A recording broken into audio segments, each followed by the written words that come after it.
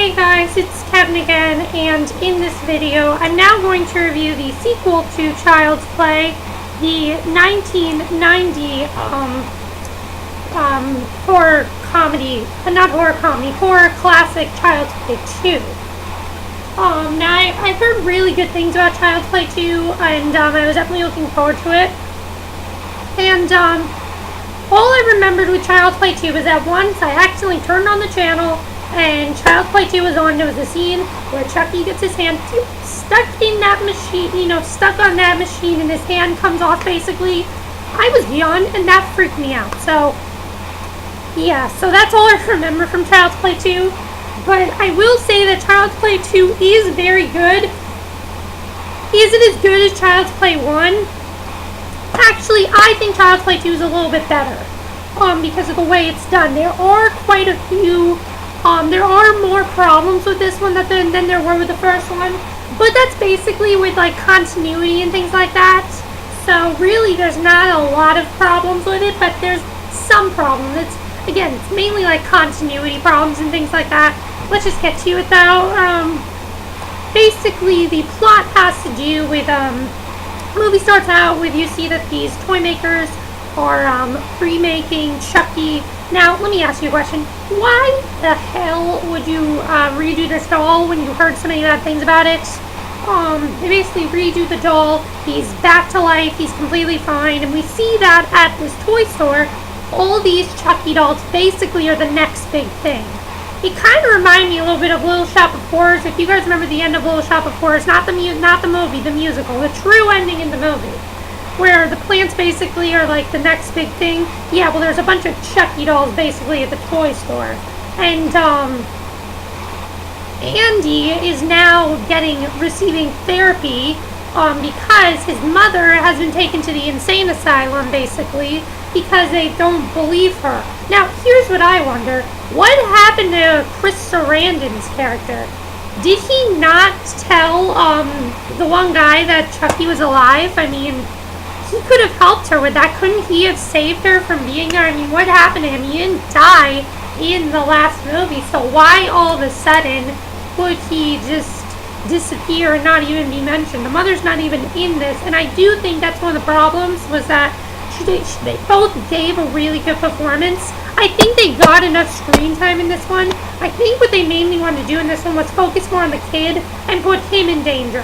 In the last one, we didn't really see as much of him being put in danger. We saw more of his parents being put in danger. But this one, yeah, it's crazy. But basically, he's now with a foster family. And the foster family is kind of back and forth. The mother really wants to treat him like a son of her own. But the father's kind of like, this kid's insane. We need to take him back. But the mother's trying to stay optimistic. And they also have a foster, he also has a foster sister who's there, Kyle. And, yeah, that's the name for a girl, Kyle. Horror logic, I don't know. But basically, this girl is very rebellious. You can definitely tell she's been from a lot of foster homes. And at first, her and Andy don't click at all. But then they really do start to click. And that's basically what the plot is. But then Chucky comes back. And, his foster parents have their own Chucky doll, but he's not named Chucky. His name is Tommy, but it's still Chucky. Chucky is now out for Andy. He doesn't just want his soul. He basically wants to kill Andy and get revenge on him. And he basically starts killing off everyone Andy cares about. This time, he's not going to stand for anymore. And that's basically what it is. It's basically him out for revenge and Andy trying to stop him. So yeah, basically that's what the plot is, and I will say that the one thing that I did think about this movie was there's a lot more gore in this one. There wasn't as much in the first one, but this one there's a lot more gore, and I actually think that kind of helped things a little bit, and I did like that, but there are some scenes that are quite brutal. I will talk about it, like the one I talked about where Chucky gets his hand stuck. Yeah, that scene is brutal. So let's get into the performances. First of all, you do have Vincent as the kid Andy, who in my opinion, his acting is a little bit better in this one. His acting was good in Child's Play, but he's really good here, and I really thought he gave a great performance here, and I really liked that in this one, he's basically isolated from everyone. Chucky basically tries to find a way to get it to be a showdown between him and Andy. And the final showdown between them in that toy factory, he's amazing. He gives a really good performance, and I really like Alex Vincent, so he was great. Jenny Agutter played his sister Kyle, played his foster sister Kyle, I think. Yeah, I think she played her. She was very good. I liked her character. I like how at first they don't click, but then they really do start to click, and they really start to think of each other as brother and sister, and they start to form and have a really good bond. And it was interesting that in the end, she's the only one that's left, because, you know, he kills off the foster father and the foster mother really fast. And the ending between them is kind of sad, because they're basically like, so where do we go? So, and Kyle's basically like, let's go home. And Andy says, where is home? And she says, I don't know. And that's basically how it ends.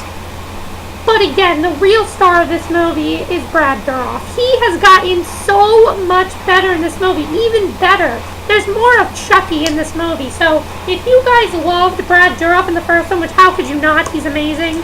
You'll love him in this one. What I liked about this one is that his comedic timing. He has a lot more silly lines that I really do like. And the interesting thing about Chucky in this one is we basically see that since Chucky is in this doll's body, the doll is basically becoming more human, and Chucky is becoming more of a kid. He is basically becoming more human, and that's basically what's trying to happen. And I just thought he was so great in this movie. There's some really great scenes he has. There's this one scene where he's basically surrounded by all these dolls talking to him, and he's like, shut up! And it was so funny. I thought that was hilarious when that happened. I just thought this one was a little bit more silly than the first one. I thought he had definitely had a lot more silly lines, and I definitely thought he was better in this one. I thought he was great in the first one, but even more so here. He's fantastic in this. I mean, he really does get into this character well. He really does love this character. I mean, Brad Dourif still is doing Chucky and Curse of Chucky. You know he loves this character. He does such a great job with it, and it's really awesome. And you really also, even though Chucky's a villain, you do feel kind of bad that he's going, turning back into a human. You do feel kind of bad for him, but at the same time, he's supposed to be basically a silly villain, because anything he doesn't do when he's not, terrifying, he's silly. And I like that about Chucky, so, yeah. And that's probably why he's one of my favorite horror villains I've seen. So, yeah, that was definitely a A+. The other thing I think that has increased a little bit better was this one's a lot more fast-paced. They get right into the violence.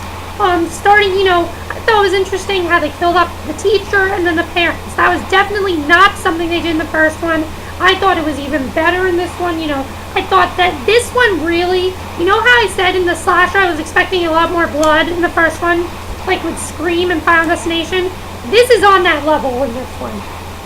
This is very gory.